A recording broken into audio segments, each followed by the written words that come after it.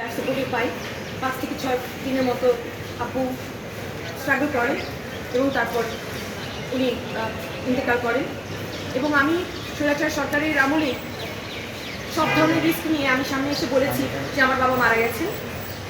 এটা নিয়ে ক্রেডিবল যে মিডিয়া ছিল, যারা ছিল, যেরকম মানব জমিন স্পষ্ট রিপোর্ট করেছে, একটার পর একটা রিপোর্ট করেছে, তারা ইনভেস্টিগেশন করেছে এবং আমি তাদেরকে বলেছি যে আমার বাবা মারা গেছেন এবং বৃত্তান্ত জানিয়েছি। এ ব্যাপারে কোনো প্রশ্ন তখনও ছিল না। আমি স্বৈরাচার সরকার প্রধানকে চিঠি লিখেছি, স্বরাষ্ট্র মন্ত্রণালয়কে চিঠি লিখেছি, তাদের জানিয়েছি কোনো সন্দেহ থাকলে তারা যেন আমাকে জানায়। তারা প্রপোজ করেছিল তারা ডিএনএ টেস্ট করবে, লাশ করবে, ভেবেছিল আমি ভয় পেয়ে যাবো। আমি বলেছি প্লিজ করুন। তখন আবার তারা পিছিয়ে গেলেন, ব্যাপারটিকে পেন্ডিং রেখে দিলেন, ঝুলিয়ে রেখে দিলেন।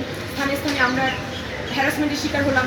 আমার মা এনআইডি ইস্যু করলো না, আমাদের বলতে হবে যে আমাদের বাবা জীবিত আছেন, আমরা রিফিউজ করলাম। আমি এখন পর্যন্ত এই দেশে এনআইডি নেইনি, কারণ আমাকে লিখতে হবে যে আমার বাবা জীবিত আছেন। সেটা আমি রাজি হইনি, আপোষ করিনি। তো এই জন্য খুবই জরুরি যে সরকারি নথিতে আমার বাবাকে জীবিত রেখে দেওয়া।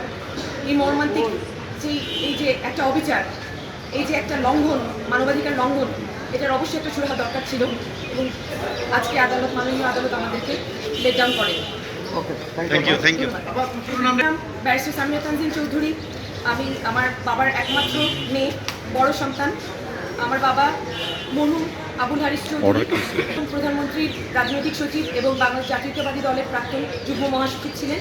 আমার একজন মাত্র ভাই, সে আমার চেয়ে ছোট, এবং মোহাম্মদ নারায়ণ শাফি চৌধুরী, সে সুইজারল্যান্ডে। Thank you.